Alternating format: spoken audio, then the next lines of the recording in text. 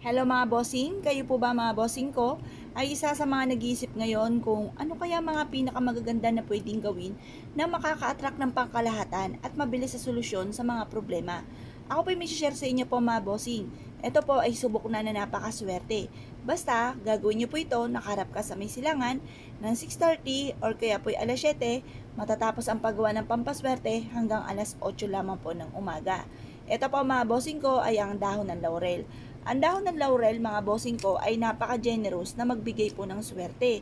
Ito po mga bossing ko, dati-rate, ang hinihiling ko lang po dito ay simpleng-simple lang.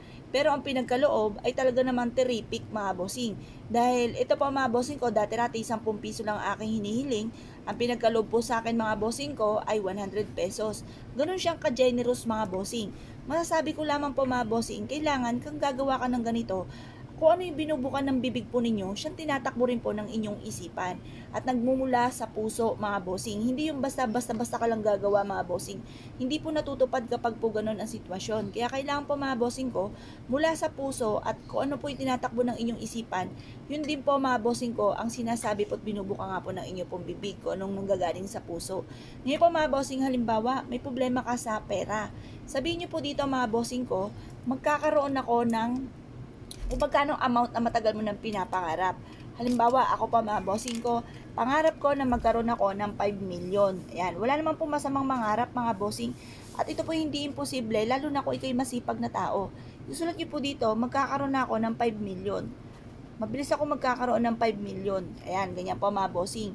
Tapos, sabihin niyo po dito na sulat nyo na rin po mga bossing, pero syempre binubuka po ng bibig ninyo at mula sa inyo pong puso yung gusto nyo po talaga na magkaroon ng 5 million, magaganap na po yan. Pero isulat pa rin po natin, magkakaroon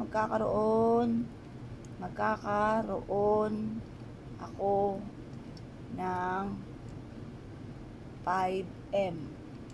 Yan. Tapos po nito mga bossing, halimbawa kayo po mga bossing ko ay may karamdaman. Di sulat po natin dito, gagaling.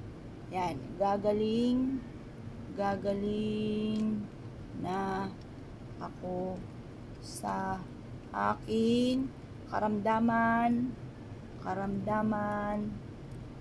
at hindi na ako, yan, sulat natin sa likod, magkakasakit. Ayan, magkakaroon ako ng mahabang buhay. Magkakaroon ako ng mahabang buhay. Yan. Ako at ang buong pamilya. Yan. Wish nyo na lahat mga bossing. Halimbawa, may problema kayo sa inyong karelasyon. Hindi na kami mag-aaway.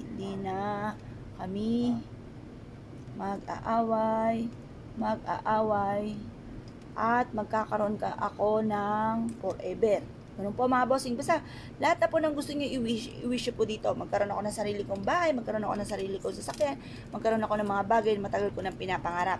Isusulat nyo po ito mga bossing ko sa may silangan mga bossing ha. Pagtapos na po kayo mag-wish mga bossing, ibilad nyo lang po siya sa sinag ng araw. At pagtapos ng alas 8 ng umaga, ang gawin nyo po mga bossing ko, ilagay nyo na po ito sa ilalim ng inyo pong unan. Ang dulot po nito ay swerte. Ito po mga bossing, basta i-mindset nyo na matapos nyo po itong gawin, lalo kayong magsipag, lalo kayong magdasal, kumapit sa mahal na Panginoon, humingi ng pagbabago, i-mindset nyo na simula na ito ng tagumpay po ninyo mga bossing. Kung kayo pa mga bossing ko ay naniniwala at dahil siya po itong gawin, huwag na po kayo magpatumpik-tumpik pa, subukan nyo po ito, proven po ito na maswerte. Kaya kung kayo piniwala mga bossing, asya, good luck po sa inyo po lahat.